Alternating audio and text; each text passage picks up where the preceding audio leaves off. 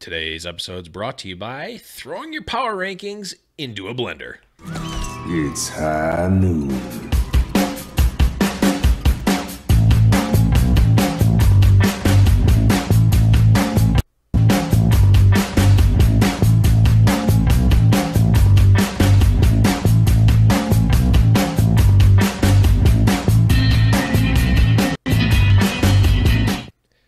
And welcome to High Noon Podcast, the competitive Overwatch podcast. I am your host, The Blevins. With me, as always, is Deathblow. What's up, buddy? Not too much. What's going on? Not too much. Apparently everyone's going crazy over stuff we said in the pre-show. Yep.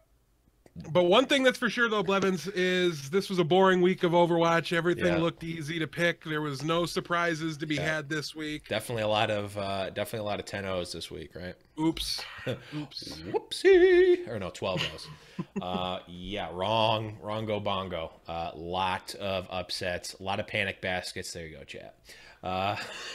To talk about this week. This whole week was basically a panic basket. Depending on what team you're rooting for, it was basically actually almost every team, I guess, with the exception of Houston Outlaws. I was going to say, I know basket. One that's feeling just fine still. One is feeling just fine. Yeah. We will definitely be talking about all that stuff in just a second. But first things first, let's get into some housekeeping. New patron hype. Got a new patron here, Noah C at the $1 level. Thank you so much, Noah. If you have a message and you are in Discord, you should have gotten an invite link through Patreon to join the Discord. Make sure you do that. If you didn't get it through Patreon or if it was messed up, I know it tends to be discord.me/HighNoonPodcast. Let us know who you are. Tell us the message that you want to be said on the show, and we will definitely say it 100%. Just make sure that we get it. If you sent it on Patreon, the messages get lost in the mail there a lot because I don't know why. But guys, if you do want to support the show, it is super, super, super helpful, especially with a lot of the plans and ambitions that we have and the giveaways and whatnot. Every single dollar, cent, everything helps tremendously. You can head over to patreon.com/highnoonpodcast. Pledge at the level that you deem fit, and we'll hook you up with stuff for sure. So definitely huge shout outs to Noah C and all the patrons. Every single month helps us out a ton. But real quick recap of all the awesome stuff that we've been up to. We had the audio match ticker for this week come out. We had Foul Play episode 4 come out. Had a top 10 come out. I'm currently working on a power rankings write-up, which should be up by the time you hear this, not live. And it'll actually go up this time. Yeah, it'll actually go up this time. I promise. We've got last week's episode of Around the Payload featuring Trevor May, Morai, Taco, and Crashy. Great episode with a lot of great insights on there. And then this week, tomorrow or yesterday, depending on when you're listening to this, ATP episode 6. I don't even remember what number we're on. We're like on different numbers for every one of the shows. But we've got a really stacked lineup. We got Chan Man, we've got Nuki, we've got Uber, and we've got, of course, returning guest A Smith as well. So that's going to be a huge episode. Did I forget Taco? No, I said Taco. I am so unspeakably excited to hear Uberisms on our own channel. Yes. I hope he's written all new ones too. I'm excited. Yeah. Taco makes me think that I forgot to mention him, but I'm pretty sure it did. I don't know. The replay will tell us. But yeah, so a lot of great stuff this week coming up, and I've got even more stuff that can't talk about yet. That's in the pipeline. It hasn't been finalized yet, but we've got even more stuff. So yeah, I need to stop looking at chat because it's distracting me, and I'm just hiding it right now. Sorry, chat. This is the most that chat has seeped into the episode, but that is a good reminder that you guys can always watch us live. Twitch.tv/HighNoonPodcast at 7 p.m. ish Eastern Standard Time. We do, as you can see, I definitely look at the chat now because we've got a nice little rowdy little crowd in here. But I'm gonna let Deathblow. Manage them. Yeah. Just a couple more things about what we're doing. Obviously, you guys remember our pinned tweet on Twitter is our giveaway. It's coming up. The stage 1 is coming up. So definitely make sure you still got some time to join that. Make sure you do join that. We're giving away an Overwatch League jersey of your choice. as well as some other stuff as well. So make sure that one is just go in, do the Gleam links, follow the Twitch, the Twitter, the retweets, blah, blah, blah. You know the drill. Go on there, do all that stuff, get entered. We're going to be giving that away in just a couple of weeks because the stage is just about done. And then we also, of course, have the High Noon Pick'em League, which you guys should definitely be in. You should be in all of them because you can pretty easily join them all and then do lineups for all of them. So make sure you join those. We're one of the featured pick'ems on highnoonpick'em.com. So make sure you go over there, go to highnoonpick'em.com, hit the feature tab, find High Noon, join them all. Definitely join ours. But okay, that's what we've been doing as a show. Let's talk about what we've been doing as people last week. Death, anything fun and exciting? Yeah, I mean, I didn't have as good of a week in Pick'em this week. Obviously, it was insane. There were so many upsets. It was a phenomenal week of Overwatch, capped off by the fact that the Houston Outlaws are now on a 16-0 map streak. So really pumped about that. Yes, for Overwatch. I mean, a really good week honestly, this week, whether your team had a hiccup or anything like that, basically everything that happened this week was like the best case scenario humanly possible for the league as a whole. So try to put any, feels bad mans that you have about your team's individual performances. Sorry, Gladiators fans. Just don't worry about it because right now the league looks hotly contested. It looks like, honestly, like the whole top 10 can take games and maps off each other at will.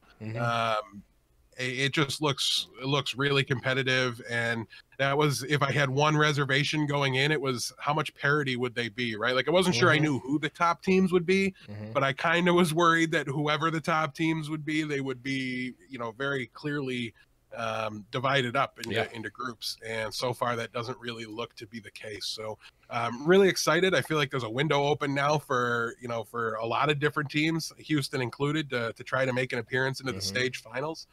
So I'm really excited about the 2 weeks to come, and I'm still just trying to wrap my head around the fact that stage 1 is already like coming to a close. Like we've got one more week before we're talking about the last week in the stage playoffs, which is, it's too soon. Blizzard, calm down. It's more like calm down time. It's not like Blizzard's going. Take a page out of Apex's book. Give us a month in between weeks. No, careful what you wish for. We complained for months and months and months about how Apex took forever. I like the pacing don't really here. Do that. It's crazy because we've talked about like, wow, we're at like tournament overload right now. Like we've talked about that in the past, and now we have more matches. Really, well, I guess not technically more matches, but more on-camera matches than we're used to seeing across more days than we're used to seeing. And I'm like, when Sunday comes, I'm like, oh, it's no Overwatch to watch now.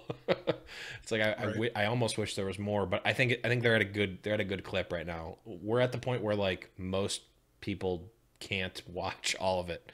I would say a very high majority of people can't watch every match.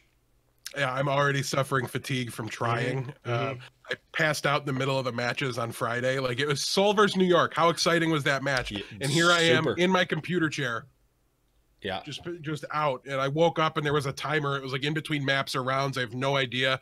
So I went to bed until the day was over. Woke up and immediately watched the VODs. Like shut my phone off. Like this won't happen. It was crazy. So. The number of matches I've watched, like driving in my car with my aux cord hooked up to my phone so I can play it on my radio, is a lot.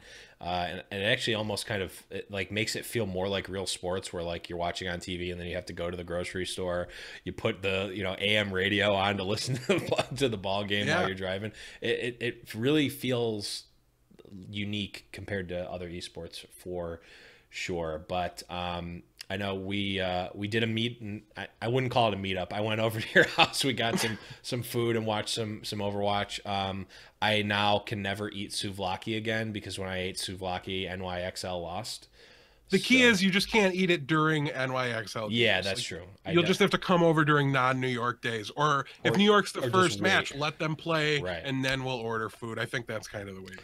Yeah. I will also say that every time I've come over to watch Overwatch at your apartment, London Spitfire has lost, because the last time I came over, they lost to LA Gladiators in the preseason. So we're now 2 for 2 in slaying the London Spitfire when I go over to watch it at your house. So, well, you're going to be coming over 4 more times in the next 2 weeks because they got that 3 spot that I want for Houston. So we need to get them some more losses.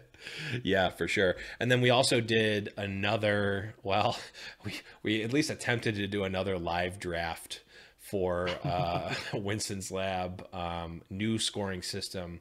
And let's just say it didn't go as smoothly as the first one. Taco. Yeah, we're blaming Taco for that one. He kind of ruined it.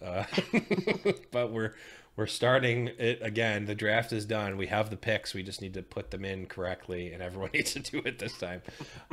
But yeah, so let's move right along and go real fast. Yeah, the new Crossfade show is going to be recording this week. Yes, The first episode will be on the main iTunes podcast feed so that you guys are able to find it, able to listen to it. We are in the process of separating all of our shows into RSS feeds, and it's probably going to be a little bit of a slow process, but rather than put one that regularly appears on the podcast feed just to take it off in a couple of weeks, they're going to start out, their episode will be on our main feed and also on theirs. So make sure you go out of your way to find the Crossfade show.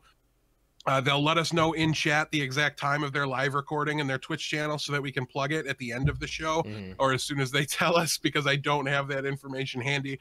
Completely forgot. My bad for dropping the ball on that one. But wanted to make sure we gave you guys a shout out. I know a lot of people have been asking about tier 2 content. Where can they find it?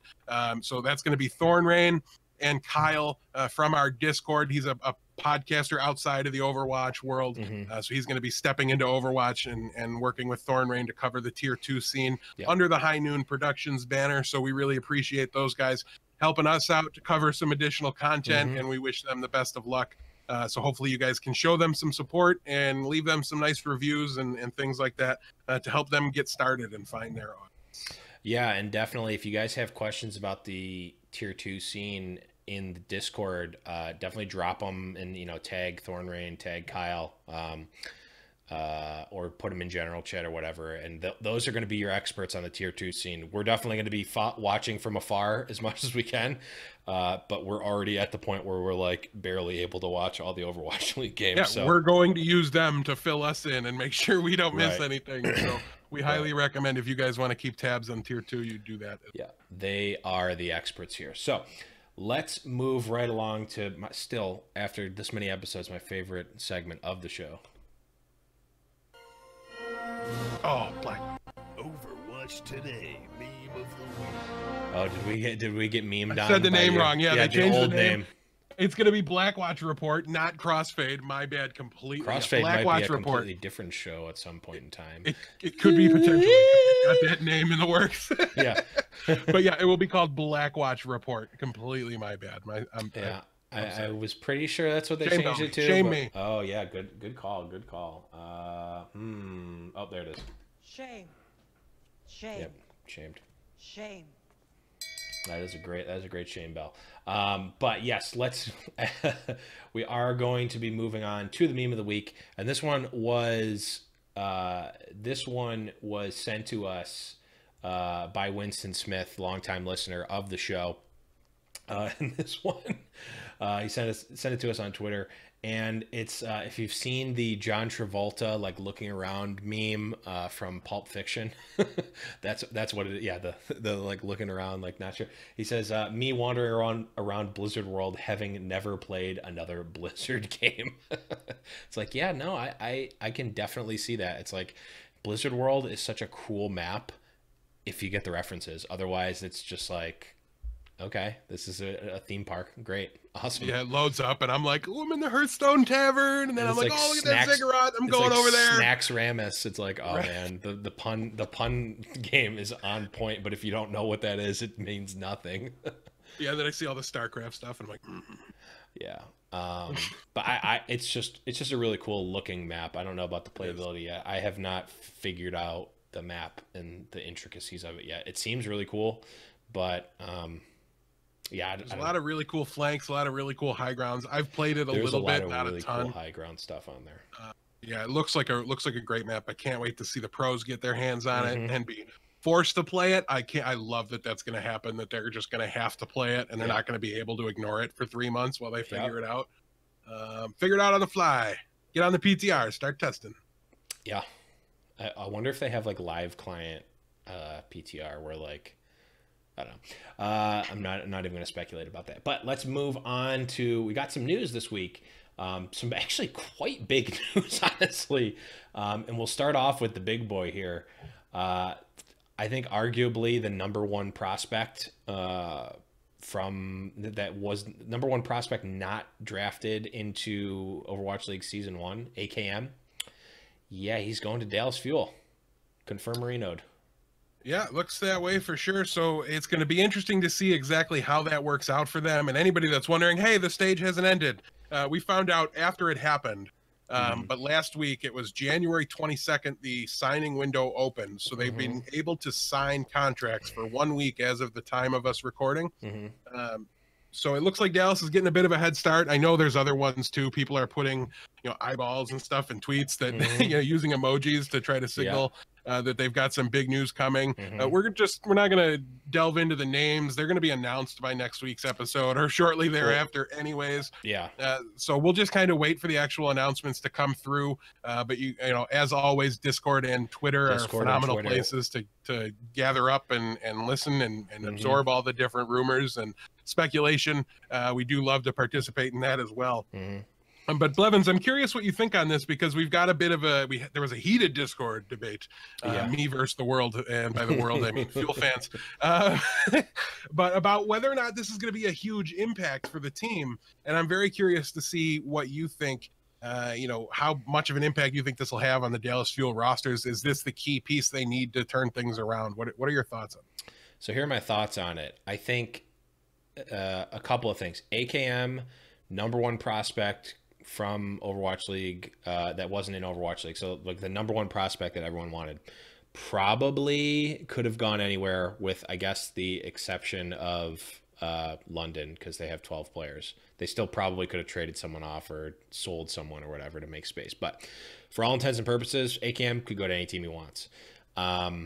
So my thought is Dallas could potentially be a perfect storm for him. They are down right now, very much so. They have one win to their name right now, whereas going into the season, they were projected to be top 4, I think, at worst. Number 2 in my power ranks, personally. Yeah, they were just in general top 4 at worst. I think very few people had them lower than that. Just in general, total people, no one I think had them really much lower than that, if at all. They've not lived up to expectation, I think, more so than any other team. I think they've underperformed more than expected, more than any other team. So I think Dallas very, very potentially could be this could be the big transition from Envy to Dallas, or to Fuel in a way. Like, a lot of people thought, oh, well, they're just going to run the Envious roster that has went on the longest win streak in esports history or whatever. We're just going to run this roster. We're going to do what we've done since, day zero, back when we were like IDD QD, like parts of it, at least the core of it. And we're going to dominate even over the Korean teams because we've won Apex as well. Well, reality check, not gonna happen. They obviously they picked up XQC, they picked up Custa, they picked up Seagull, in addition to the Envious roster, and there's been some mixing and matching, and obviously the XQC thing happened. They've just not been up to snuff. So I think this could be okay, AKM, Envy's out. Here's the keys to the Cadillac, man. Do what you will. This is your and effects team. Like, I could see that being the case. Where does that leave Taimu? Probably somewhere a little more southeast of Dallas, namely Florida Mayhem, potentially. I don't know. Could leave Taimu out of a job in Florida. Could leave Seagull as more of a player like Pine, where he's only coming in on certain maps. Maybe I think a lot of teams are looking to do that. So I could honestly see AKM effect and Seagull swapping in and out, with AKM really having the keys to the Cadillac, and Effect being the go-to guy. I could see that happening. I think it really could mix things up for Dallas, even if it's just a morale and a change, a regime change that happens. I don't think they're going to go from zero to hero overnight, but I could really see it being a shake-up, if nothing else, for Dallas. Yeah, I mean, I think that's kind of like similar to how I see it right now. I know there's a lot of people that are really big on it, think it's going to be a game changer, and I fall short of that. It doesn't quite add up to me, and here's why. It's because right now Siegel is performing well. Okay, he's not the problem. DPS is not the issue for the Dallas Fuel at the moment. So this is maybe a positive step. I just think it's a slight upgrade. It's a situational upgrade. I think they're still going to play Siegel a good amount. I think they'll bring Effect in. But on the overall, I really think that you have a bit of an overlap here when you look at the hero pools of AKM and Effect. And I think it's going to make it difficult for him to just kind of get the keys to the castle, like you said, and just be able to play and be side by side with Effect. He's talked about learning Genji and adding that to his hero pool. That's fine. You can talk about it till you're blue in the face, but I can't assume you can do it until you show me that you can do it at this level. So I worry that without a 2 hit scan, and listen, on the live client or on the LAN client, double hit scan's a lot more viable. You know, you've got Widowmaker being better than she is on live servers, and so there's definitely some room here. But honestly, I think Effect is better on most of the hit scan characters. AKM's probably a better soldier.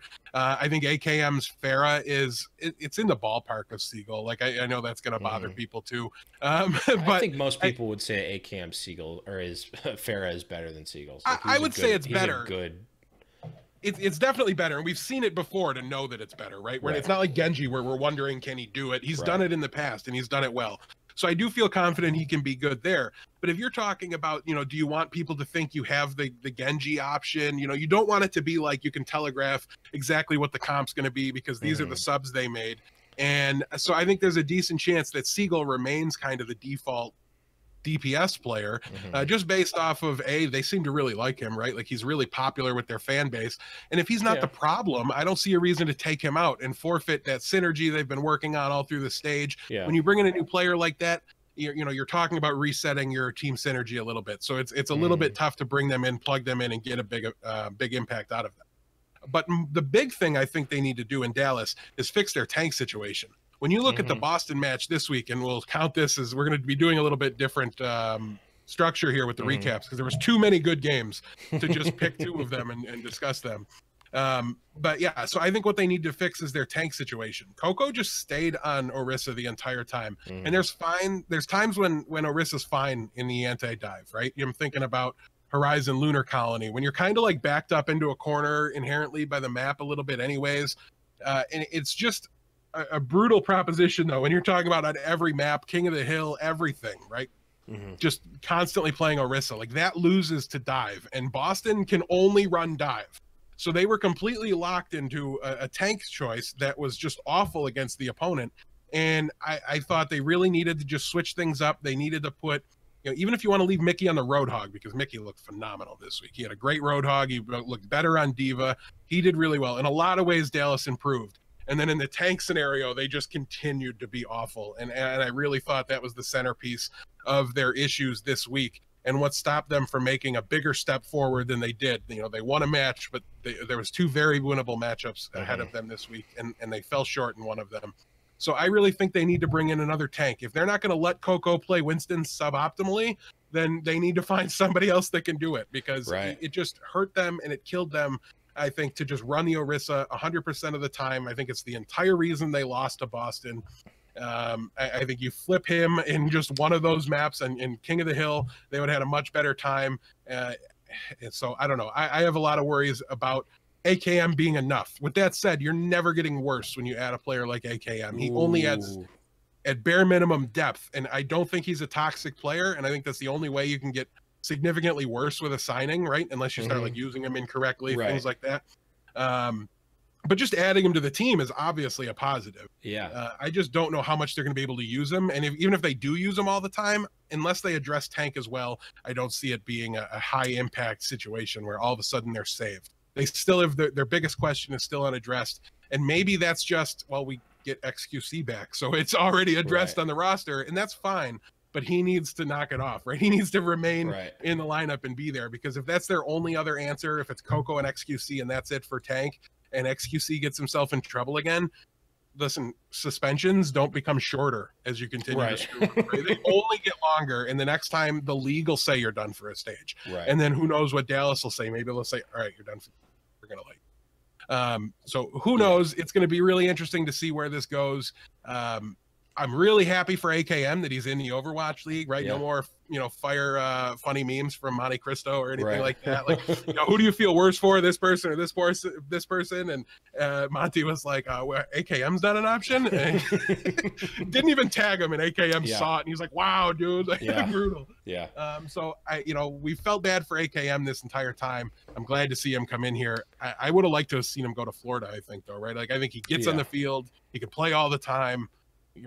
Side by side with Tavik, I think he might have had a better chance to be higher impact there. But maybe they didn't want him. I mean, just because that feels like the best home to me doesn't mean Florida was out there shopping. Right. I mean, I think Logic's Tavik is still a good, like, I think similar to Dallas, I don't think DPS is really the problem for Florida. Like, DPS skill is not the problem. It's enabling the DPS, but they're a different conversation. Okay, do you want to hear a crackpot theory about what I think Dallas could do with AKM? Let's hear it. Okay, so I feel like, myself included, everyone is making one major assumption about this whole thing and like trades for Dallas. They're making the assumption that the player that's leaving is Taimu and the player that's staying is Effect. So if you throw that assumption away and think, maybe Effect could leave, and so Effect is a very, very good tracer, right? Okay, so you've got that. So what does Dallas need? We just talked about it. Tank play. They need good Winston play.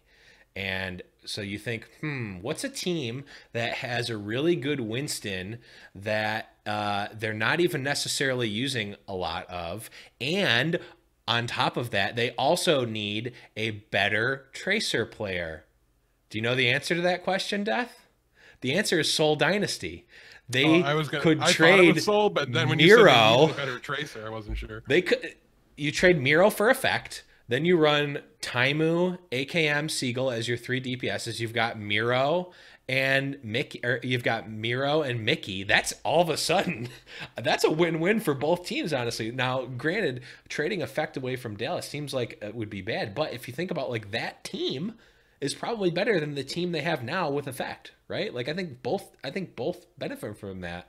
But I don't know. I said it was crackpot, but you heard it here first.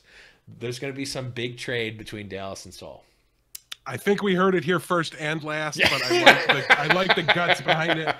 Someone clip this and put it on Reddit, and let's. I want to see Reddit tear this apart. Did you do the think about it meme? On camera. Would go well with it. Think about it. Yeah. I don't know. I think it's a possibility, but I would feel bad about talking about this forever, but it's like the biggest thing. Trade talk and acquisitions and stuff is the biggest thing ever. But yeah, anything else on AKM and Dallas right now?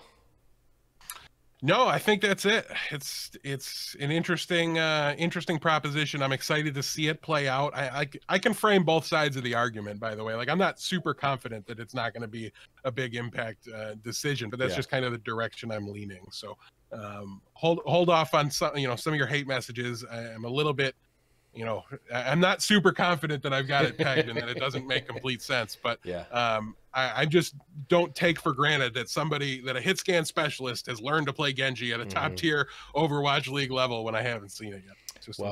I say bring on the hate messages to me for thinking that Dallas Soul trade is going to happen, because when it does happen, I'm taking 1,000% credit and 20% of the trade deal as well.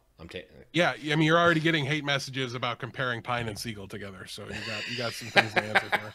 It's not as bad as Flower and Kefri. Ugh. I feel sick even saying that sentence again. Get out of here, Thorn. That was the Cleveland Browns of references. But let's move on. I don't even feel bad for rubbing that one in.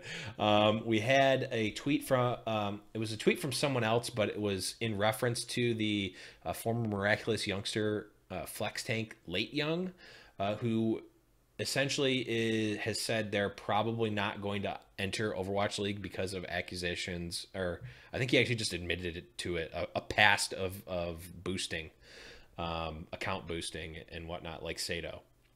So I don't know. Is there really much to talk about here, Death? I mean, we've talked about this and whatnot before. I think what's clear is that there is a difference in the severity. There's a difference in how boosting is thought of between Korea and the U.S. And I'll be the first to say don't understand the severity of it, so I'm just not going to comment any further in terms of my opinion on it in that, because I think there's a lot of people and a lot of it's just viewed differently across cultures. So essentially, he feels like he's gotten some offers in Overwatch League, but he's really not looking to field any of them because of the past. Yeah, not a ton of analysis here, and honestly, I'm hesitant to bring it up because of the difference in opinions and difference in feelings across the cultures, and we want to be respectful to both of them. But at the end of the day, if it's keeping you from getting a job at all in the league and moving into esports even a little bit, that puts it on par with the kind of punishment you get in the NFL for beating your wife or like drunk driving and killing somebody. And like, that's not, that is definitely not the same. It's not a good comparison, and I don't know. So I don't want to offend anybody or make anybody mad. I understand it's a problem that needs to be addressed. It should be actionable by the league. I'm just not sure that, what was it, like 3 stages or like even, well, it's going to be so bad and drag my name through the mud that I'm not even going to join. I don't know that that's the right attitude for the league to have and to punish it that hard, but I don't make those decisions. So I'm fine either way. It's not a big deal to me. Right. It just seems off. So I don't want to press the subject too much, but it's unfortunate for Shanghai because I really think their tank play is their biggest problem. Right. I think he's tweeted some advice at them and said, hey, like, you guys need to be more aggressive. You get your picks, your DPS are killing people, and then you just stand there and wait. And why aren't you getting high ground? Like, he said all these things to the team. And, honestly, I don't know if it was a coincidence or if their coaches caught it too, but like shortly after, they've been getting better, right? Yeah, like they've been leveling up. And they're doing some of those things. They're being more aggressive. They're attacking high ground a little more often, and it's having good results for them. So, I mean, he's a talented player with his head on straight, and I think he could definitely help them. So I'm sad he's not going to be there. But at the end of the day, that's the punishment for what you did. And if you're a Korean player or an Eastern player, that's the attitude where you're from when you did it, right? So there's like no excuse, right? I would feel almost bad if a US player got busted for it when it's not as big of a deal here and then had to face the Korean level of punishment at the same time. That's not what this is, right? He knew the cost of doing business in this way. Yeah. So now he's got to pay it. Yeah, I mean, I'm just gonna I got to assume that he's talked with Blizzard about it, right? Like about what kind of punishment he'd have. But because like if you're just assuming you're gonna get the same as Sato, just take it, man. Like get on a team, help the team in any way that you can. I don't know what they can and can't do in terms of practice and helping and coaching and whatnot. Do what you can, get on a roster, help the team, sit your time, and repay your debt to the Overwatch community, so to speak, and move on, man. Like, I don't know. I think there's probably more behind it than we know. Because if I have 3 offers and it's like, well, we're gonna make you an offer, but you have to sit the first 3 stages. It's like, unless you're not getting paid, like, dude, do it. Contribute as much as you can. Put your head down. Sit the bench. Do as much as you can. I mean, if you think about it, like there's players on teams that aren't banned that are going to be sitting the bench for 3 stages. Like, just do it, man. Come over and do it. But, I don't know. You're muted right now, by the way. Yeah. If Michael Vick can make a comeback, so can you, Late Young. I believe in. Yeah, exactly. So that's all I'll say about that. I like we said, it's not that I don't mind offending people. I just don't want to needlessly offend people. And I'm not trying to offend anyone here. So, yeah, I think if I'm him, I just join the league, do your time, pay your punishment, and be in the Overwatch League. But I'm not in that circumstance, so I don't know. Last piece of news we've got here before we move on to the tournament talk is the Philadelphia Fusion Academy team was announced. So this was, I'm guessing, the tidal wave of academy teams and contender stuff is getting announced now. Real quick, we've got, I'll just go through the team here. We've got Beast Halo as a tank and Kraken Lacken. Kraken as their tanks. We've got Zerg and Zachary as the DPS, as well as Who Are You, which I think is the big one, right? From I believe from Lunatic Eye, right? Lunatic Eye. I was going to say, yeah.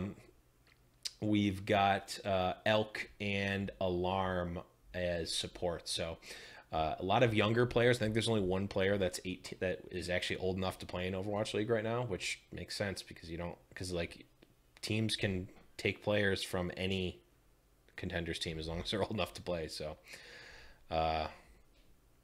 yeah, you don't want to have your contenders team doing super well and then have all of your players get poached. Check out the Blackwatch report for more information on this. This is right in their wheelhouse, exactly the kind of thing they're going to be covering. And if you're here with us live, they record tomorrow. Keep an eye in chat. 6 Eastern. Thorn will give you a message or shoot a link. Go ahead, Thorn, and post a link to the Twitch channel that it'll be on so people can find you. Yeah, 6 p.m. Eastern. And if you're listening in podcast land, that episode should be hitting podcast feeds before Overwatch League weeks kick off. I assume. It depends. It's the first episode. We don't know the logistics, what's going to happen, but it'll be out this week for sure.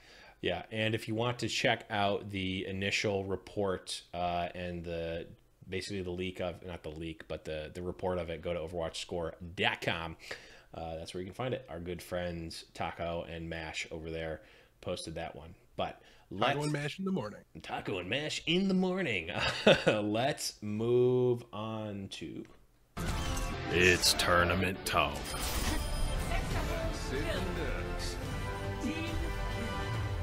And of course, Taco was just waiting for the OverwatchScore.com plug to subscribe on Twitch Prime, which you guys can always do over at twitch.tv/HighNoonPodcast. But thank you, Taco, for that.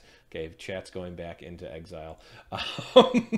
Let's run through these tournaments. Death, we were talking. We had some upsets. We had some real upsets. It was a week. Yeah, and I'm trying to buy myself an extra couple of seconds because I knew the thing I forgot was my audio match ticker, but we can definitely just play that instead of having me go through everything like I did before, and we've got it right here, so stick around and listen to this. We'll be back in just a second. Hello, everyone, and welcome to the Overwatch League audio match ticker for Stage 1, Week 3, brought to you by High Noon Productions. For Wednesday, January 24th, we saw the London Spitfire beat San Francisco Shock 3-1, Seoul Dynasty beat Shanghai Dragons 3-1, and the Los Angeles Valiant beat the Los Angeles Gladiators 3-2. For Thursday, January 25th, we saw the Boston Uprising upset the London Spitfire 3-2, the Philadelphia Fusion upset the New York Excelsior 3-2, and the Houston Outlaws roll the Florida Mayhem 4-0. Friday, January 26th, we saw the Clash of the Titans and New York Excelsior defeat Seoul Dynasty 3-2. Philadelphia Fusion defeat Shanghai Dragons 3-2, and the Dallas Fuel edge out the San Francisco Shock 3-0. And for Saturday, January 27th, we saw the Boston Uprising defeat the Dallas Fuel 3-2. Los Angeles Valiant beat the Florida Mayhem 3-1, and the Houston Outlaws beat the Los Angeles Gladiators 4-2. That is your... All right, so... Big week of upsets for Overwatch League this week. And it was going to be 4-0 week. Nobody was going to do anything. I know, everyone was, and it was great because if you remember correctly, on Around the Payload, every host bought into this week being an easy call week. And did not quite go that way. Real quick, we've got the standings as of right now. I don't know why this is. It's got to be map score. But Seoul Dynasty in first place at 5-1, NYXL second at 5-1, London Spitfire at 5-1, Houston Outlaws at the top of the 4-2s, followed by Primo! LA Valiant, followed by LA Valiant at 4-2, and Philadelphia Fusion also at 4-2. We've got Boston Uprising, the lone team, at 3-3. Then we've got Los Angeles Gladiators and San Francisco Shock at 2-4. Dallas Fuel and Florida Mayhem at 1-5, and then the Shanghai Dragons at 0-6. So yeah, we're going to do some deep dives here on 2 of the matches. But is there anything, Death, that we want to quickly go over with any of these other matches that we're not going to go super deep on? Well, we're not going to go do deep dives on any 2 of them or anything, just because they were so many close ones. And if you guys prefer this format, definitely let us know. We're just going to kind of go down the list a little bit and give it 1 or 2. Honestly, not all of them, but like for example, we'll give a couple. London Spitfire going 3-1 over the San Francisco Shock. I don't have too much to add there. I just thought San Francisco got outclassed. They did manage to take a map, but I do want to stop a second here and take a look at the Shanghai Dragons going against the Seoul Dynasty. Yeah. Seoul didn't play a lot of their starters, right? Like it was Kuki over Miro, which might not be crazy, but there was a couple. Fleta was on the bench, for example. So there's some big names not there. But Shanghai took a map off of them and almost took a second one. The first map was Numbani, and Shanghai was super close. They almost took that map as well, which would have pushed this potentially to a 5th map. It would have been crazy to see. And it was just a big level up from Shanghai. Seoul didn't take them seriously. Nobody took them seriously. And all of a sudden they looked like a team that you can't just sleep on, right? You can't just roll out whatever you want against them and guarantee yourself a win. So I was really proud of Shanghai there. Undead should never leave McCree again. And Dia should probably get back on Widowmaker. I almost feel like that's what they need, right? Just run the double hit scan, put the 2 of them on their best heroes, and let the rest figure itself out. Undead is just, I think Undead is better than Dia on both. Like, they just want 2 Undeads. Like, Dia has not been as good as Undead since the preseason.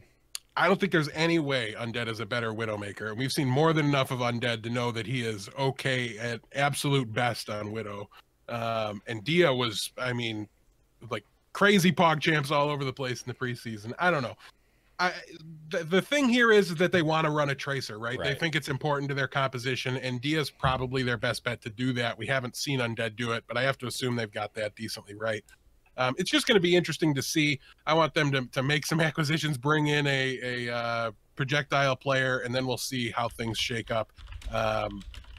But yeah, I don't know. Undead had a fairly good week, but we don't got to spend too much time here because we've got a battle for Los Angeles to talk about. This one was one I think everybody really thought was just the Valiant were going to run away with it. And I'm high on the Gladiators. I get that. I like them. They're fast becoming my number 2 team. But in all honesty, this was your number 2 favorite team, not your number 2 in the rankings. Right, team, right. Yeah, the number 2 team that I'm rooting for behind Houston. And listen, they showed up here, right? I think they started out 2-0, didn't they, in this one? And then got reverse swept by LA. So just kind of lacked that finishing power, the ability to end it, and really, Surefour and Hydration played the first 2 maps, and then they won, and then they never got back to that combo again, right? Like it was Asher in for Surefour, and then it was Surefour in for Hydration, and then it was Hydration back in. I probably have the combo wrong, but and like then Bishu came out and they were at 3 DPS for the last map. And I just think they need to, I love that they're able to make some changes and do some different things with their DPS pairings, but maybe don't overthink it beyond like bring in your best tracer to play on King of the Hill and then leave it as Surefour and Hydration maybe for the other maps. I don't know. They've got to do some figuring out to do. It's kind of funny that a team with only 7 players has some problems. But at the same time, they're just not quite, I think, living up to the full expectation of the roster. But they're really close, and I think they're better than most people thought. So I was very happy with the Gladiators and proud to root for them at the end of that one. What do you think of that match? I mean, it was a great match. And like you said, it was the inability to close out a match. Obviously, they got reverse swept, which is apparent that they don't have the ability to close it out there. But it is kind of almost ironic and unintuitive that a team with 7 players would have roster swapping issues, right? Like, you think it'd make a lot of sense. But that it doesn't make a lot of sense, but it kind of does, because a lot of the other teams with bigger rosters are like, okay, we are going to have a core of 6, and then we're going to swap onesie, twosie at most. Like, okay, swap 1 in for 1 here, swap 1 in for 1 here, swap 2 in for 2 here, or something like that.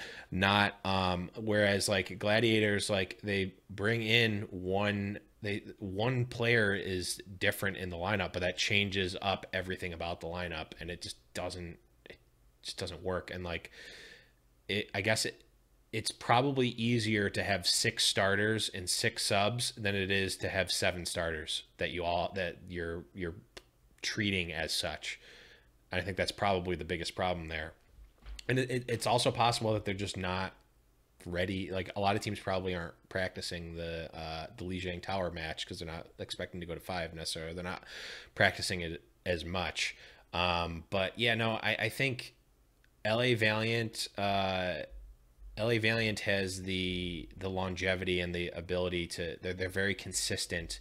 And I think like LA Gladiators going into map 3 really needs to push very hard there and close it out strong. Whereas like, if you have the mentality of like, we need to kill it now and get it done, you're going to do a lot better than, well, we have a map to give, because LA Valiant is a very consistent team and they're good with their back against the wall. So I think they had the wrong mindset. They made some weird subs, and I agree with you wholeheartedly. They just overthought it. So hopefully they get that under control. Yeah, hopefully they can turn it around. They didn't later in the week. We'll give probably 2 words about their second match later. 4-0. Green wall. Oh, I was going to say. Yeah, same thing at this point. Yeah, basically those phrases are synonymous. But moving on here, we've got, there was like 6 3-2s this week. It was crazy. The next one was the Boston Uprising, getting the upset 3-2 over the London Spitfire. Boston, we've talked about them. They're a bit one-dimensional. They've only got dive, but they dive very well. They were able to edge things out against the London Spitfire. London, I think, was a team that, to the eye test, looked like they had some issues, right? Mm-hmm. And we've talked about them a lot. They got all the extra players. They're trying to work people in. They're trying to figure out what their best 6 is. And there's no way they figured it out yet. But unfortunately, the matches count all the same. So they're kind of stuck doing it on the fly. And it just didn't work out for them this time. Boston is, a team I definitely underrated going into the season. But now I feel like after this week, especially, I think most people are going to be overrating them as a result, because I'm almost certainly overrating them. Yeah, they still have the dive only problem, right? When they were able to, it was a phenomenal match against London. I don't want to take anything away from them. They did a really great job there, but kind of their second one, which we'll talk about later, was more about the other team losing, I felt like, than them winning. And but yeah, so Boston is a phenomenal dive team. If you play fantasy, their DPS players are must owns. So if you got them, congratulations. But yeah, I don't know. Boston is a team that's very hard to pin down right now. This was a weird week, right? And I don't know exactly if London slept on them a little bit too much, assumed too much, or what happened here. But unfortunately for the Spitfire, the Boston Uprising take the match 3-2. What do you think of this one? I think it really displayed the prowess of Boston on dive, and B, more specifically with that, is like, it seems like, and I think I swear if you check the records, I talked about this being a thing like a year ago, where like, oh, okay, we're going to have a dive comp, but it's going to be like so disjointed that it's not even like they're playing the same game. Striker goes off as Tracer, and he's like not even with the team. He's out in Narnia picking people off, pestering here and there, going like, and he plays so well. It's like you've got your group of 5 everyone's focused over on the group of 5 as Boston, and Striker's just off in Narnia doing his thing. It's insane what he can do and what he does. And London very clearly did not come prepared for Boston, because I think, and I believe we saw this with Seoul, who 4-0'd Boston, if I recall correctly. They knew what Boston was going to do, and they played the anti-dive, the anti-tracer, and they crushed it. They crushed Boston. Like, they crumble. Like, again, they're the combo deck. You bring your sideboard cards, you can beat them very easily. But if you're London Spitfire, and you're like, yeah, we're just better than them. We're just gonna do what we do better than them. That's old Overwatch, man. Like, get your guys and watch film. Like, I think this is a great demonstration of, like, you can't just overpower people. I don't think we're going to be having these conversations in a season or two, because I think it's just going to be so, like, innate in, like, preparation for the week. Like, everyone's going to be doing a lot more preparation and a lot less other stuff. They're going to be prepping for the match specifically. And I just think London did a really bad job of that. Granted, it's probably very hard to do that with 12 players, especially when you don't know who's going to play when and who's doing well that day. But, like, I think once you get to the point where, like, you know your core and you know who you're playing against, you practice against their comps specifically and you game plan for that. I just don't think they did that here. Yeah, and I also thought they played too much Hureg, I believe it was. They just kind of left Prophet on the bench a little too long, and I don't know. I felt like they could have put a better foot forward, and hopefully they do in the future every time they play against Boston, because losing to Boston is a quick way to make me angry with you. So yeah, get on it, London. No more losing to Boston. That's across the league. Anybody, if you lose to Boston, I'm mad at you. So just be ready for it. But moving along here. Blevins, do you want to earmuffs? Do you want to step away? No, I can take it. I can talk about it. All right. So Souvlaki did in the New York Excelsior this week against the Philadelphia Fusion, and I got to say, I'm giving this one to the high noon bump. It's too much, man. Fraggy. I'm sorry. We do love you, Fraggy. You are one of our favorite main tank players in the league. Unfortunately, my love for the Houston Outlaws is just slightly, I mean, it's a little bit higher. So no more interviews for the Philadelphia Fusion. We can't afford to give them any more of an advantage until all the matchups against Houston. They are the podcast slayers right now. Yeah, they're dream crushers for the high noon gang at the moment. Yeah. So yeah, I don't know, a great match from Philadelphia. Listen, they're leaps and bounds ahead of where we thought they'd be, right? I think we overestimated the impact of not being in the United States when they started practicing, and maybe practicing from their PCs at home was just fine for a little while. They do seem a little more consistent lately. That's a kind of a rough example this week, considering match 2 was against Shanghai, but again, that's another one of the 3-2s we'll be talking about soon. So the notable performance here in this matchup was Pine, and for a very different reason than it's been every other time we've mentioned the man's name. He was underwhelming in this matchup, and they did win the map he came in on, but they didn't bring him back again for map 5. They didn't play him at all in their second match against the Seoul Dynasty, and he had a very off day on Thursday this week. It was surprising to see, and listen, I'll cop to it. I've been questioning, are they doing the right thing with these DPS players? And if Pine has these blank performances in him, that's all the reason I needed to know, right? It's now figured out. Libero definitely needs to be there with SBB most of the time. Pine can be your Hail Mary. Listen, streaky players can have a ton of value for you, right? He's a closer. Because when you're getting waxed and you're just losing, right? You bring in a guy like that can just flip the script for you. He's got the upside potential, but for whatever reason, and I don't know, maybe it's not a regular problem, and they just said, okay, this week it's an isolated incident. We're going to sit you down in the second match. It worked for him for what it's worth. So, he's still undefeated every map he's come in, but this week he looked off of his game. And New York just fell a little bit flat here. I don't know. Philly's a tough team. I feel like they're very emotional, right? They're very momentum based, and when they get rolling, they're very difficult to beat. Their DPS can fight with anyone, and I think they've proven that. And all jokes aside, or not really jokes, but just all feels bad man's aside, now we've seen 2 Korean teams at this point drop matches, and that is on the overall very, very good for Overwatch League, right? Going into this week, I don't think anybody thought Philadelphia Fusion had a chance against the New York Excelsior. And if those games, because of the scheduling or for whatever variety of reasons, right, if you're worried, they're playing too much or what, listen, if those things bring out these results, that's perfect. That's exactly what we want. That's parity. That's mental toughness, the team that comes out and wins these matchups in these goofy scenarios. All these things are really important to a team, and they'll make for better teams on the overall at the end of the season when we get to the playoffs. So really, really happy with this outcome, despite rooting for New York throughout the duration of it. And I mean, I'm not going to pretend like after my team lost to Philadelphia, I didn't get a little like sadistic joy from you being in the same room when it happened to you. But you know, I with that said, you know, New York's going to be just fine. They turned it around within the same week. There's no reasons for panic or worry or anything like that. New York is now very squarely in the conversation for #1. Right. So I agree wholeheartedly with everything you said, except for the sadistic glee out of me losing. But besides that, listen, Ark was talking on his stream, I think it was yesterday. They didn't prepare as much for Philly.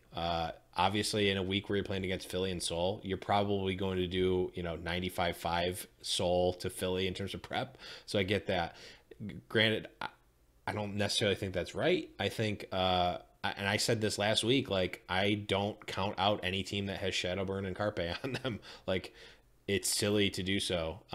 They can always pop off against anyone in the world. I do not take that combo lightly. And in map 5, that was when Shadowburn just really went off with Pharah, and they tried to do like Libero on 76, and it just didn't work. Like, Philly was ready for it, and then they eventually went to Libero on Pharah to compete with Shadowburn. It was too little, too late. It was really a tactic. You could tell it was a strategy error from NYXL, which is really what we've seen be the downfall of them when they lose maps, and in this case lose matches. It's like they didn't prepare well enough. They played sloppy or something, like we'll talk about in a second with Seoul. They play sloppy sometimes, which is disconcerting because it makes me nervous when they start losing games and matches that they shouldn't lose. But it also makes me excited that they're this good and they're still not playing. They're still not as good as they could be. Like they very, like, you can see it. They can get better, which is very exciting for me as an XL fan. But overall, like, I'm over that loss. Everyone's got has an L or has at least a 1 in the L category, so I don't feel too bad. And you know, they ended up getting the one that mattered. So not yet, if we're pretending like we're still in the middle of the week as we go through these things. Okay, sure. The next match we should definitely talk about was Houston going 4-0 against Florida. Yep. They dismantled them. Okay, that's enough of that conversation. One thing I want to put there is Houston won 4-0 against Florida.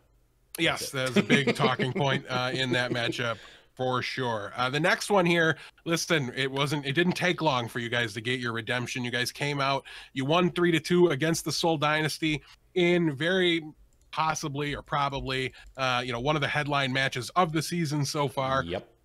It was a phenomenal match. It was very exciting to watch. One thing I will say though, I thought both teams looked like they had exploitable weaknesses in this matchup. This wasn't the super clean powerhouse versus powerhouse that I expected. Seoul sat Miro for Kuki, which I don't understand because they played Kuki on Winston almost the entire time. And listen, I think that's a good sign here that Kuki's probably the starter, right? So they're seeing something. Miro's an older guy for esports, to be fair. So maybe his role is more of a player coach or a pinch hitter, a change up kind of guy. I don't really know. It's going to be something to watch going forward. It's not like fuel. For your crackpot theory to be true, the Blevstradamus. But listen, Kuki is not a downgrade, but I just do feel like Miro is probably the best Winston in the world. And when you're playing as much dive as they did, I would have liked to have seen Miro in there. But they're thinking, I think, for the future on this one, they're trying to get Kuki solidified on the roster and become very comfortable. And it makes sense from that perspective. But it may have cost them this one, as New York does take it, like we said, in 5 maps. Notably from New York, the things that worried me is there was times, especially on Oasis, that really stand out in my mind where, like, the clock was ticking down. It's like 97, 98, and they're just like moseying up, like they're not in a hurry. And they needed to just jump on the point, like play the dive heroes. Like, you're playing dive anyways, just dive, get on the point. You need to extend it. And it was, so maybe they don't win those fights. Obviously, when you're rushing to the point, you're at a disadvantage and you're just trying to touch. But you've got to give yourself an opportunity there. So just some slight missteps from each of these teams throughout the match. They did a good job capitalizing on them with each other, but With that said, when you're looking at the top two teams in the league, you expect to see a little bit tighter play, especially given the gap that everybody assumed was there. So I don't know, it's going to be really interesting to see how these two teams, shake out against the Western teams going forward. Big shout outs to the matchup we've got coming up next week with Houston and Seoul. That's going to be really exciting to see. Yeah. One more or two more 3-2s to talk about quickly. And this one, though, will move pretty quick. The Philadelphia Fusion win 3-2 over the Shanghai Dragons. They played Hotba. They just subbed out like half their roster and brought in some Korean players that they're trying to acclimate into the team. I don't have many takeaways from this. Listen, when somebody makes big substitutions against a team that hasn't won yet, you assume that they're backups. So I don't think there's going to be a big issue with playing time. But as A. Smith pointed out yesterday on Foul Play, named Hui, who we've talked to, we've given the high noon bump to, we regret it already. I know. He's there now, and he's kind of like the Korean player liaison, right? Like he's their coach. He's going to help them get integrated, going to help them be able to communicate with the team. So we might start to see them move in a little bit more on some of this playing time. But with that said, I mean, what are you going to do? Bench Poco with how good he's been? It just doesn't make sense. The answer is yes, they did bench him. They did, right? But against Shanghai. But we'll have to see if that carries any weight going forward. The last 3-2 to talk about here was the Boston Uprising going against the Dallas Fuel. We've kind of already talked about this a little bit. We went too in depth the first time we talked about Dallas. Coco, you got to play Winston, but I don't know what else to tell you. Orissa's not a overall must pick on every map. She's situational and can't just be used as an auto pick. The one thing I do want to mention here, though, is something Zoe said in the broadcast, right? She does the mid-match interviews or she'll provide some insights. She went and talked to Kai, and apparently what they worked on all week was not the Orisa composition. And the team audibled into it on the fly when they got on the stage. Why are you throwing away your practice time? I don't understand. If you don't agree, listen, as somebody that's coached, I've talked to teams that just had no interest in listening to my compositions. They didn't like it. It didn't fit their play style. That's fine. As a coach, I don't even care. You got to play what you guys want to play. Right. I'll help you, I'll help you refine it and play it as well as you possibly can. Yeah. But don't throw your practice time away. The way that came off was that they just said, all right, they had plans to like run dive or do whatever, and then they got there and Coco's just like, I'm gonna play Orisa, and Siegel's like, yep, Junkrat, lock it in. He's super fun. Let's do it. And they didn't really switch, and it cost them in this match dearly. And they needed to get 2 because now they have to win 2 to avoid that panic button 2-8 record that we talked about. Like 3 wins, we do believe is very important leaving stage 1. And now Dallas has, I mean, it's not yet an uphill climb, right? They've only got to go 50-50 going forward. Right. But when you're 1-5, 50-50 doesn't look super reasonable, and they've got some interesting matchups. So it's going to be interesting to see how Dallas rebounds. Like we said, get that 3, and everybody, all the Fuel fans can breathe easy, calm down. They'll have bought themselves a stage to right the ship and maybe go 500 in the next stage, and then get their stride back and close the season out strong to get into the playoffs. Well, and it's like they have to go 50-50, and it's like we don't even know who's a winnable matchup, like who's a good matchup anymore. We don't even know. Like no idea. Ones that we would say, oh, this is an easy matchup, but like, oh well, they already lost to Boston, so who knows? Like who knows is really, so it really could go either way with them. Like Shock, Florida, and Dragons are matchups where I feel confident they can win. And the rest of them are like, man, I hope so. Like for your sake, I hope so. Yeah. Seems iffy right now. Yeah. For sure. So I don't know.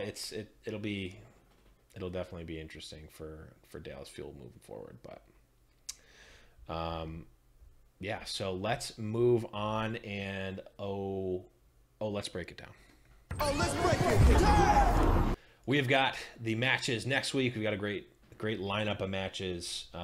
There's some hard weeks for some teams, but we will talk about them as we go on. So starting on Wednesday, we've got LA Valiant, who's got 7 maps versus the Philadelphia Fusion at 6 maps.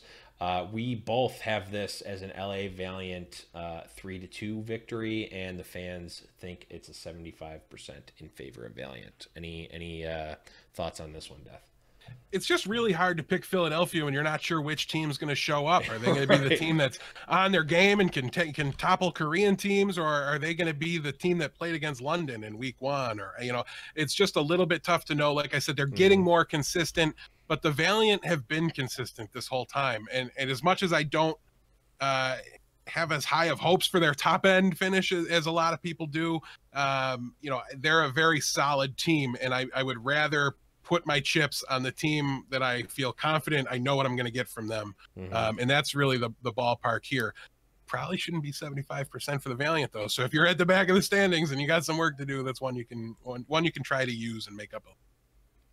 Yeah, it's really going to be like, does Shadowburn want to put his pants on? Does Carpe want to put his pants on? Because like if they do, no one's going to stop them. If they don't, well, you know, even Shanghai could probably pull off a victory. Almost did. Again. Yeah, they almost did, exactly. So then next match we have is Florida Mayhem with 7 maps versus the LA Gladiators with 6 maps. Here's one where we've got a little bit of contention here. Death, you've got Gladiators as a 3-1, and I'm picking Florida on the 3-2 here. You're just a glutton for that Tavik punishment. I know, and I have him on like almost all of my teams. Just keep going back to that Mayhem well. Yeah, the fans have Gladiators at a 96% win, which I think, if nothing else, that's got to be too high. It's a little too high. I do think this one is decidedly in the Gladiators camp. But listen, I get it, right? Like, we just watched. It was brutal. Yeah, what Houston did to them, and that's not even me bragging. That's just what happened. That's just like truth. The Gladiators had one good attack to open on Numbani. Hydration had a ridiculous play to close it out. They finished with like a minute left, and then they did nothing for 3.5 maps. They just got steamrolled, and it's hard to have faith in a team after watching a performance like that. Like the playbook's out, what you need to do to shut down the LA Gladiators. Houston put that playbook out there for people to review, and they will review it. Unfortunately, there's a lot of teams that put that book together for Florida. I do really like the Los Angeles Gladiators. I'm still confident in them. Listen, Houston's hot right now. There's no denying that, right? Yeah. They have a chance to, even if they're nowhere near as good as the Korean teams, there's no Korean team that wants to play them right now. I'll guarantee you, right? They're just on too good of a roll, too much momentum. By the time they win the next matchup we'll talk about, they should be a 20-0 on maps, assuming we're correct on the map score. So yeah, I don't know. I don't have too many issues with the Gladiators. I want to see them calm things down a little with the subs. I want to see them pick 2 primary ones, use them, or pick 3 primary ones and use them regularly. That would be nice too. But yeah, I don't know. I think this one is still just that the Gladiators are solidly in that middle tier, and Florida kind of wishes they were. Yeah, I mean, I keep going back and forth because I really like the Gladiators have not impressed me, but Florida, I guess, has not impressed me even more. I just have a place in my heart for them. But let's move on. You alluded to it earlier. We've got Houston Outlaws with 8 maps versus San Francisco Shock with 6 maps. It seems like myself, you, and the fans all have this as Houston 4-0. 98% of the fans agree with a Houston victory. Is there anything to be gained from this conversation? Well, the conversation about this match to me is 3-1 or 4-0 as far as what's predicting. Like, San Francisco is a talented roster. There's no reason to think they have no chance of surprising here. The one thing that's worth noting is they do play on Dorado. I've said time and time again, I think that's San Francisco's best map. Unfortunately for them, it's map 4. So they might very well already just have lost, done by then, and kind of mailing it in at that point. We've seen a lot of teams do that. Drives me nuts. I'm very glad Houston does not take their foot off the gas, has all these 4-0 wins, because now we're looking at all these X-1 teams, and Houston's at X-2, so they need to make up 1 game. And if they do, they're going to shoot right up. Like, they're just got the best tiebreakers. They have a chance to this week move into the #1 seed overall in the league, and I'm obviously rooting for it. New York has a pretty easy slate, so they've got something to say about it too. But I do think, map record is going to be better for Houston if that ends up happening. So we'll have to wait and see. You might want to make it 3-1 in your pick'em, but I wouldn't get any crazier than that. Houston's on a tear. Yeah, definitely not. I mean, Yeah, I mean, a 3-1 also covers if they end up going 3-0, so it might be better, but you're definitely not picking Shock here to win. Yeah, That's for I'll sure. stop picking them in 4-0s versus easy teams when they stop 4-0ing every single team that they Right. play against. It's And not they're like real. making it a meme of for Overwatch, like for themselves, and I think that it's a great thing to embrace, and you might as well just keep driving it up. But Thursday brings us the Philadelphia Fusion versus the Dallas Fuel here. Death, we both have Philly winning. I've got it in 5, you've got it in 4, and the fans have it at 79% in favor of Philly. Flashback, I don't know, 3 or 4 weeks, and we look crazy here looking into the future.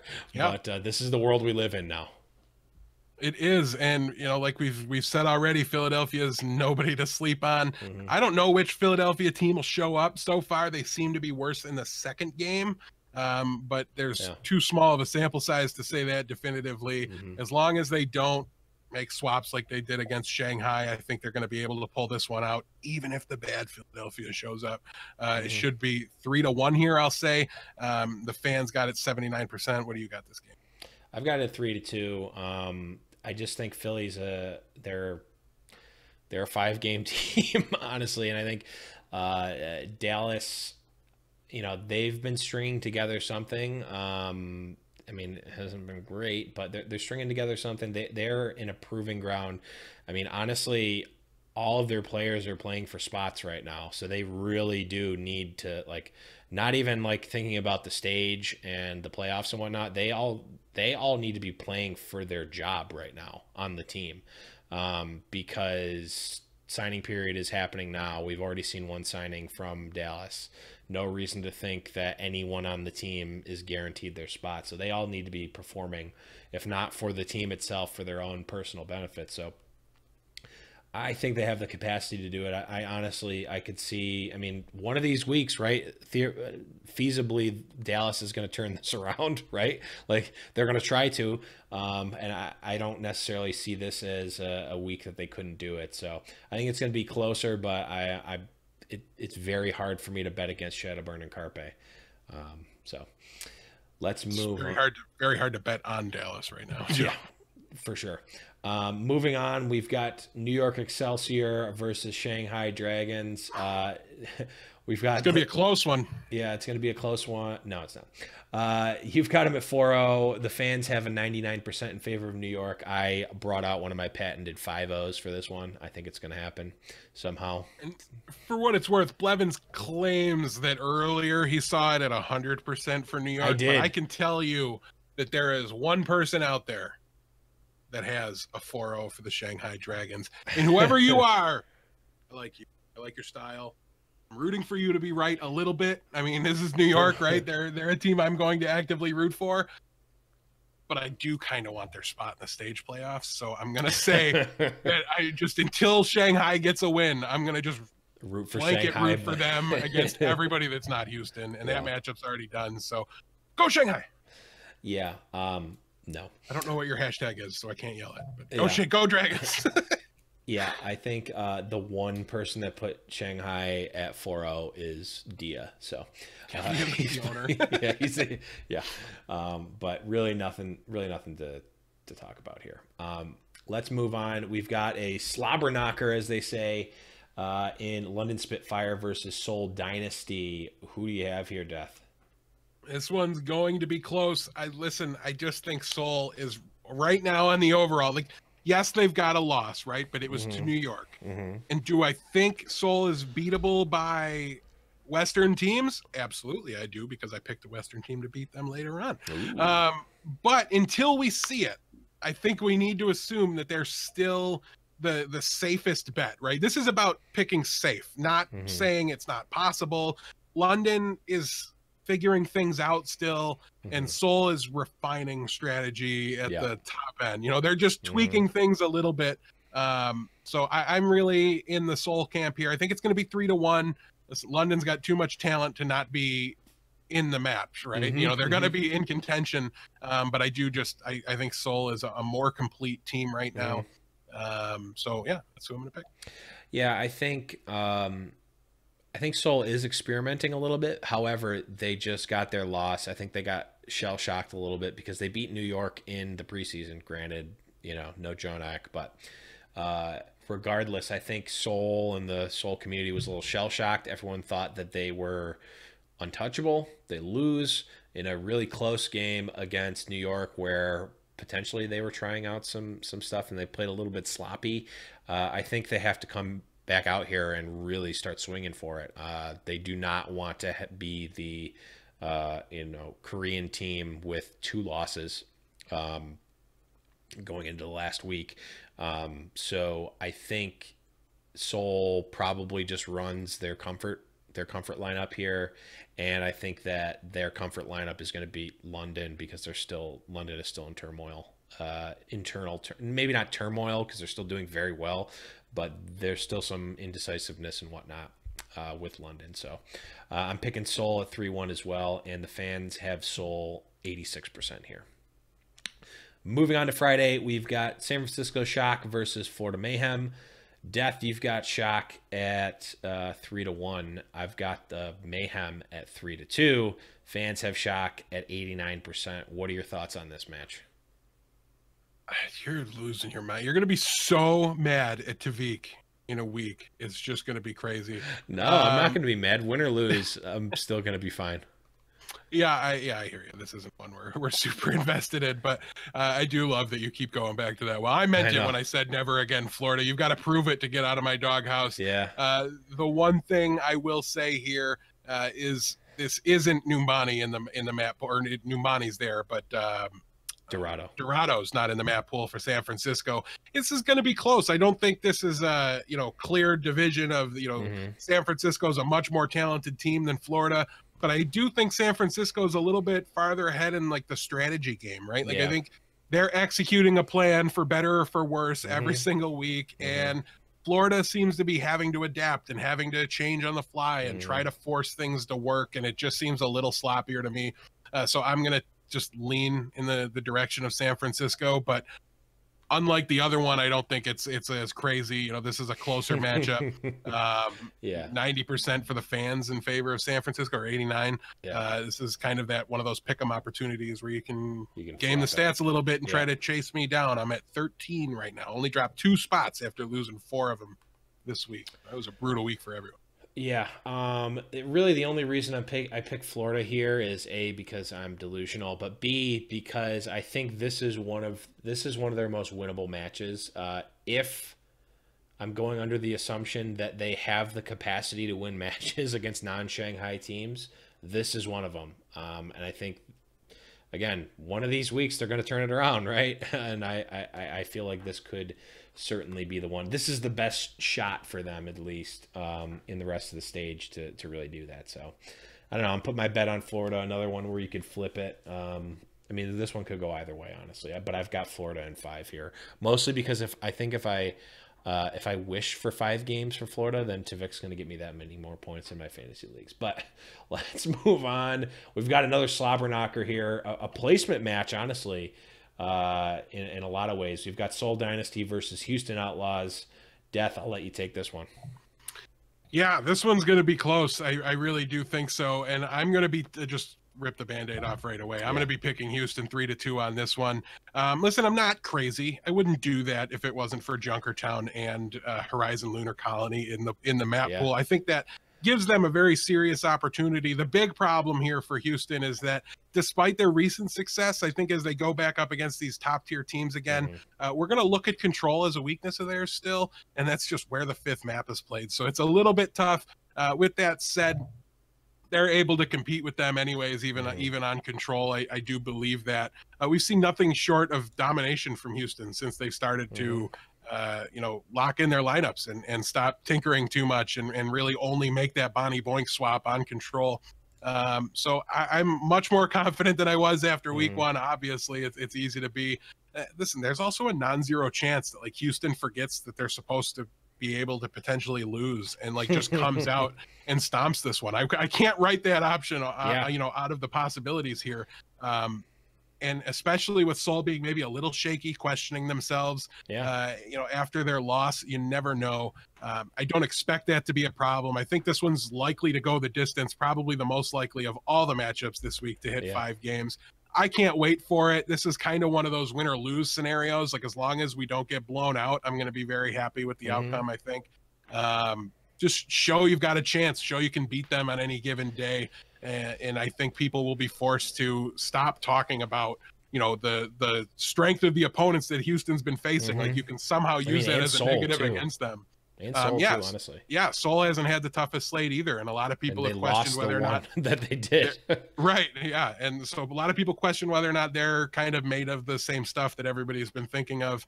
I'll be interesting to see. Apparently, somebody pointed out that Kuki's 2 years older than Miro, so probably didn't sit Miro because of his age trying to work Kuki in. It was probably just the more experienced player. Yeah, like, it was probably just a strategy decision or a play style that they thought would impact them better. And honestly, that makes me a little nervous as a Houston fan, because if they've got two different speeds that they want to go, I mean, maybe they're worse at both of them right now, but it's a little tough to kind of question it and try to balance out which, you know, who they're going to play. But at the end of the day, I think this one is going to come down to, in a large part, Linkser versus Fleta. Listen, I've talked about this as kind of my two favorites for the MVP conversation, and you know, this is a good opportunity for Linkser to make up some ground there. I think most people still view him as an outside chance, you know, as opposed to a leading contender for it. But yeah, this is going to be a hype match. Who do you got in this one, buddy? I can talk about it all day. So I've got Seoul here at 3-2. I mean, honestly, this is another one where, like, if Seoul loses to, I don't know, I guess I could see it going either way if Seoul loses to London somehow. Because they're basically fighting for their playoff spot, or at least a good spot in the playoffs. Like, they could be, if you think, it's kind of crazy to think that Seoul could be X-3 after this week, potentially. Like, and it's not out of the realm of possibility. Like, Seoul has a very strong week, or a very hard week for them this week. Like, it's crazy, like, to think that Houston jumps over Seoul this week. It's possible. It's very possible. And like you said, I think it's very good for the league that it's a possibility. I don't know. I mean, a lot of the reason I'm picking Seoul here is because I need to pick something that's like a consistent. I need to be consistent because I picked Florida too many times and tried to flip the picks. So I need the, you know, according to the fans, they've got Seoul at 85%. That is definitely high. This is a really good. This is probably your best way, like your best Houston pick here, just to game the system, because I think it's way closer than 85% in favor of Seoul. And for what it's worth, fact checking in chat is on point. I don't know who I was thinking of. Miro's not old. He's 21 years old. He's just fine. He's not transitioning anywhere. I got to figure out who I was thinking of. Which tank is older than I thought? I don't know. It's got to be a Korean. Kuki is 27 apparently. So yeah, maybe I just flipped them on the same team. Who knows? But yeah, I don't know. I can't wait to see who they go with in this matchup. Definitely, and like you said, should be super close. And listen, just hop on the outlaw train, guys. Even if it's just for pick'em, it's a lot of fun to get to yell and be obnoxious like I do. It's true, because you know what, Death. The outlaws are coming.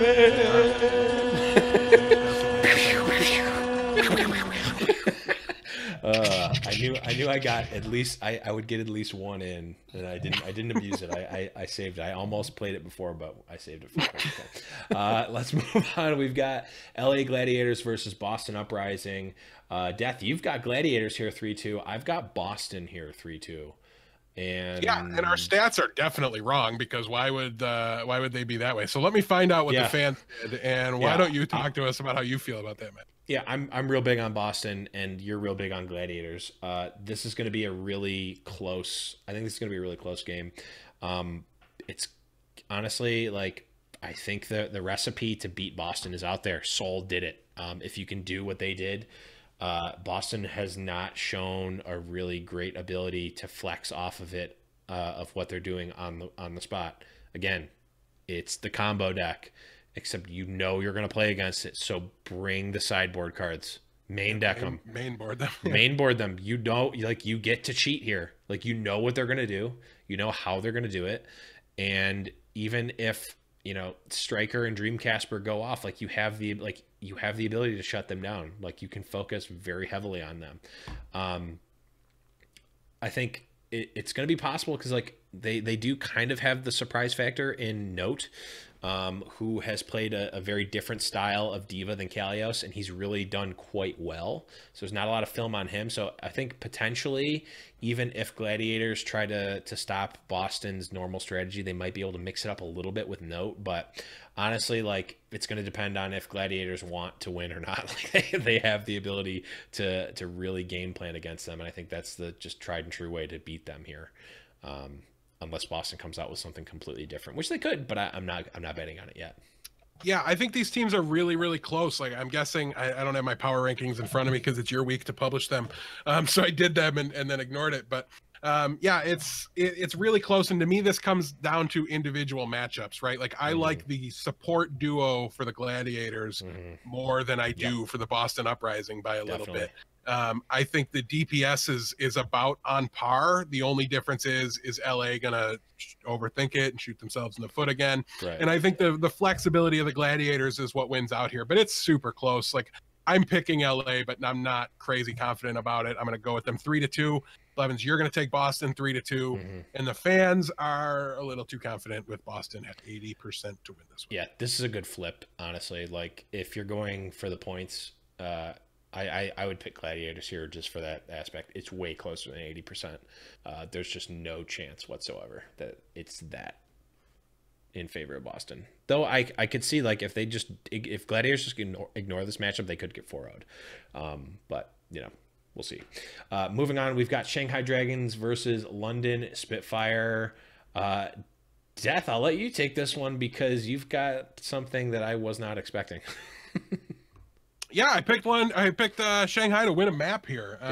It's not crazy to me, right? They did it against Seoul, and I don't care if you don't play Fleta. They just did it against Seoul. Yeah. Listen, they're playing much better, and it's just an opportunity for them to be able to sneak a map in here. It's not going to be, I don't think, a crazy close match. It's probably not going to be as close as the Seoul match was because London's not going to take their foot off the gas. I don't think. Like, I think Shanghai put the league on notice that you don't get to play literally whoever against us and beat us. You have to put, at least a decent foot forward, if not your best foot forward. And I don't expect London to sleep on this one. I think they're going to come in with a plan, execute it, but just Shanghai is getting better. Like, they're probably leveling up faster than anybody else in the league, and that's easy to do when you start so much lower than the entire rest of the league. But nonetheless, they've got to start surprising people at some point. And, this isn't an opportunity to steal a win, I don't think, for Shanghai, but it's an opportunity to be more competitive than we even still think they can be after last week. So yeah, give it to me for London 3-1. Yeah, I've got London 4-0 here. They have the capacity to win 4-0 against teams. This is a team they can do that against. As long as they don't completely, snuff this one and, just completely underestimate them, which I think, like, the teams, at the very least, the coaching staff has to be watching these other matches, right, and paying attention to what's going on, or at the very least, listening to High Noon Podcast. Like, they should be seeing the trends here. Like, Shanghai is not, they're not good, they're not great, but they're not a slouch anymore. So, like, don't sleep on them, or else you're gonna get burned. But I don't think that's gonna happen. Like, you don't need to do much, but they need to do it. I'm picking them 4-0. The fans have London at 98%. Moving on, we've got Excelsior versus Dallas Fuel. Death, who do you have here? I'm gonna take the Dallas. No, I'm totally kidding. I'm gonna go with New York Excelsior in a 4-0 here. I'm not giving them the credit that you're giving them, as you have New York 3-1.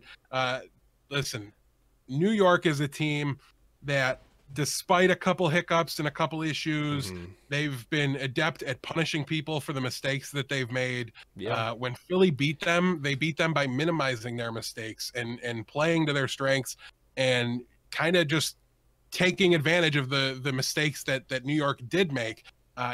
Listen, I expect New York to tighten things up a little bit. The problems they had are easily fixable in my book, right? It just takes one person in comms to notice that time is expiring in the round and to start yelling a little bit louder and get on the point. Yeah. And then all of a sudden they're playing a much tighter game.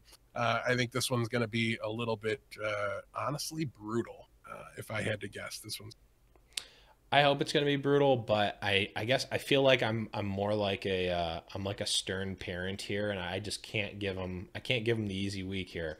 They do play sloppy, like you said, and until they show me that they tighten it up a little bit, I'm not giving them a 4-0 against, like, regardless of what's currently I'm here. with you. I don't give Houston many 4-0s because I just feel like I don't want to tempt the wrath from high atop the thing and get myself in trouble. Right. Yeah, exactly. Fate from LA Valiant. No, I mean, they played very sloppily against Seoul, but they still won. And I think they can play very sloppily against Dallas and still win. But I want to see them tighten it up before I give them 4-0s. This is my punishment to them in some sort. Bring Pine in. Stop benching him. No, Bring him in for Koth. Okay, I'm not going to go off on the whole thing here, but the long and short of it here is I think that they're playing Pine the appropriate amount. After what we saw last week, after what we've seen last week, after like people who were saying that they should have brought him on Li Jiang, wrong. Like his hero pool is not great on Li Jiang. No, the answer is no. He would not have done any better than Libero did on Li Jiang, because if you noticed, Shadowburn knows what he's doing on Pharah and didn't give a single angle for Libero to hit him with Soldier, which is why it baffled me that he stayed on Soldier for so long, because he wasn't even close to seeing Shadowburn the whole time. So that's all I'm going to go on it. They're playing Pine the appropriate amount. Obviously, I want to see Pine more, but I also want to see Excelsior win more than I want to see Pine. By only a slight amount. Dominant form. Then we can worry about bringing in the flashy guy. Right. I like Pine. Like, I believe it was actually Tech Spence that said, like, Pine is their closer, like, in baseball. And it's like, people, I'm sure, like, if you didn't know baseball, you would be like, oh, I want Mariano Rivera to start every game. Like, he's so good? Like, look at his stats. Why doesn't he start every game and play every inning? It's like, it's just not how closers work, dude. Like, they're a different type of player. They do different things. They're not meant to pitch 10 or 7 innings a game. They're meant to pitch 2 perfectly. I like how you assume that people that don't know baseball know who Mariano Rivera is. Whatever. He was the only closer that came to mind that was even remotely popular. Bartolo Colon. I don't think he's not a closer. Oh, he might not have been a pitcher for all I know. No, he is. He is. Okay. You got 3 points for bringing him up, but yes. Okay, last match. Oh no, sorry, second to last match. No, this is the last match. Last match. We got Boston Uprising versus LA Valiant. You want to talk about this one, Death? I mean, listen, it makes it sound like I really dislike Valiant when you make me talk about him twice in a week, Blevins. But listen, I don't know. They're going to have some issues here. This isn't going to be a stomp, but I do have the Valiant winning 3-0. Listen, Los Angeles has the 3-1. Los Angeles has the ability to, play agilities on Roadhog and to really change up their composition in a way that I think is going to give them a very serious advantage against the Boston Uprising. Listen, I love what you're doing, Boston, with the dive. I hate you, but I love what you're doing with the dive. Mm-hmm. People think I'm like giving them a hard time because of my dislike for them. I feel like I've been able to fairly objectively, analyze and break down their performances so far. And despite some surprising finishes and some good wins, like there's still glaring weaknesses here. Mm-hmm. And those are weaknesses that I don't see on a lot of these other teams. So can they win? Absolutely 100% against almost anybody in the league. Boston has a very serious chance to upset and win. Am I going to guess? Am I going to predict it often? No, but this is a good opportunity for them to start to flip that a little bit, right? Like if you win this one, then I'm going to start really predicting you, like, okay, maybe your dive's good enough that you don't have to care, right? That it's not just, I'll counter it and then you lose. It's, you've got to get inventive to counter it. I don't know. You've got to really, really continue to defy expectations here. You can't just beat one Korean team and then all of a sudden I think you're a top 4 team. That's not how it's going. Yeah, I mean, I think this is another. I mean, we didn't actually see that this much this week, but this is Valiant is slowly trickling down in my rankings, and Boston is trickling up, and this is a huge match for Boston.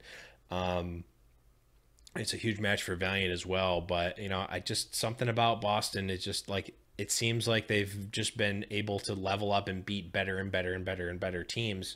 I do think, for what it's worth, Valiant is the most likely opponent to be able to understand that you can hard counter Boston because of their organizational prep and the coaching staff and whatnot. So I think that does factor in for Valiant. But there's just something about Boston that really, I don't know. It's something about them. I think they're going to pull this one out. I mean, Striker and Dreamcaster are just so hyped. They're getting good play from their supports right now. Great. Like, there's a lot to be really excited about. If you're a Boston fan that picked them when everybody was making fun of you for it, you have so much to be excited about here with this team. Yeah. And I don't mean to curtail that when I talk about their weaknesses, but and for what it's worth, I've got a 3-1 Valiant. You've got a 3-2 Boston, but this is the closest match among the fans of the week. And I think that's correct. Like, I'm picking Valiant in what looks like a decisive score, but 3-1s don't have to be very, very decisive, in play. But the fans are taking the Valiant 65% here. This is another one. It's very, very close to a coin flip because Boston is moving up. But yeah, I don't know. It's just, for me, I need to see more of the dive work against the counter dive before I'm willing to pick them against teams that I think can flex easily into the anti-dive. And both LA teams this week, I think, are well equipped to counter what Boston does. Yeah, it'll definitely be a close one, I think, regardless. I don't think we're going to see a 4-0 here. But that's going to take us right to the end of the show. Really big week for a lot of teams here. Obviously, this is second to last week in the stage, so a lot of teams still fighting for a stage 1 playoff spot. So the stakes are really as high as they could be for a lot of the teams here. So I think we're going to see some teams really step up, because now is the time to do it. There's a lot of teams still in contention, and like I said, like Seoul could end this week at 0-3, and then if they lose next week at all, like, they're done. They're not making the stage 1 playoffs. Like, I don't think no one's a lock right now, because with 4 extra losses, I think any team could go from being number 1 to not being in the playoffs right now. So it is literally, it's anyone's game to lose. I don't think Shanghai can't get there yet. Can't get there even if they XO, but it's anyone's game to lose these next 2 weeks for sure in terms of playoff spots. So yeah, I think really 7 through 1 all still has a very serious chance and a good road here to be able to make it in. Boston, with their 3 losses, will need a little bit more help, obviously, than Philly or LA or Houston would. But if they 4-0, they get there, right? I'm pretty sure X3 probably makes it, depending on how the chips it depends on their matchups. But the reason that I think Houston is the most likely team that's not a full Korean team to make it in there is because they have those matchups still in front of them, right? Like, they have Seoul, right? So all they have to do is take care of of their job. They're not going to need any help. Their fate is in their own hands. Right. So yeah, it's going to be really interesting, and I don't know that that's the case for all of them. We know Philly already lost to the Spitfire, so they're down when they already played against New York, and they're still in the boat they're in now. Those matchups are ahead of Houston, and that makes it a tougher road. But at the same time, it makes you more likely. Like, all you got to do is win your games and do well, or win most of your games really at this point, and just make sure you win the right ones against Seoul or against London, who I just think come up. Yeah, because it's only the Valiant this stage that Houston doesn't play. So So definitely a really good week. If you haven't been watching as much, definitely a good week to tune in, especially if your team is in contention, which they most likely are. Rip Shanghai, rip Florida fans. But that's going to take us right to the end of the show. Def, any last minute stuff you want to go over before we cut out here? No, again, make sure you watch Blackwatch Report, and I'm going to get the name right. I'm going to say it again since I screwed up and said it wrong. They have a Twitter account, twitter.com/ at Blackwatch Report with no O in report. Maybe that's supposed to be in there and a typo. I don't really know. We'll find out in a second. Nope. It is not. There's no O in the Twitter name. And then also twitch.tv/Blackwatch Report is where you can watch the episode. If you're watching live, it's tomorrow. If you're listening in podcast land, it's today. Yeah, it'll be later today, 6 p.m. Eastern Standard Time. Yep. Make sure you check that out, and I'm sure Thorn and Kyle would love to see some High Noon right. Wait, no, if you're listening in podcast land, it'll have been yesterday because it's on Tuesday. Oh, okay. We don't put out till Wednesday. Yeah. Gotcha. Yeah. But yeah, that's gonna be it, guys. Remember, you can find everything about us and everything that we do at highnoonpodcast.com. Big ones for this week. If you're on LinkedIn, I have High Noon Podcast has a LinkedIn page. Go follow that. It helps in some ways. There's been a lot, like the posts and stuff that I do on LinkedIn get a lot of viewership. So it's going to be another angle. If you're from LinkedIn, hello.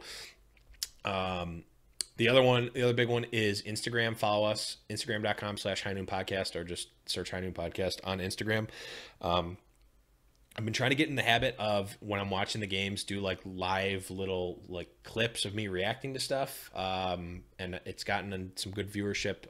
Really looking to grow that one too. It just is another way for us to engage more directly with you, and to post stuff. So if you use Instagram, follow us. But remember, everything else is over at highnoonpodcast.com. Huge shout outs to everyone who watched live today. Huge shout outs to all of the patrons. Remember, patreon.com/highnoonpodcast. But that is going to be it for the show today. Yeah, a lot of big matches this week. Definitely watch. But guys, for Deathblow, I am the Blevins. And remember, it's High Noon. Got his boots and he put on his hat. He threw the coin away that same day. It's in his past and he's not looking back. He says, finding mine now, God's my way. He's not good, but he sure ain't bad. He'll make amends for the sins that he has. He says, I'll change the world one bullet at a time till I find mine. If Dallas and Seoul trade Effect for Miro, everyone owes me $5.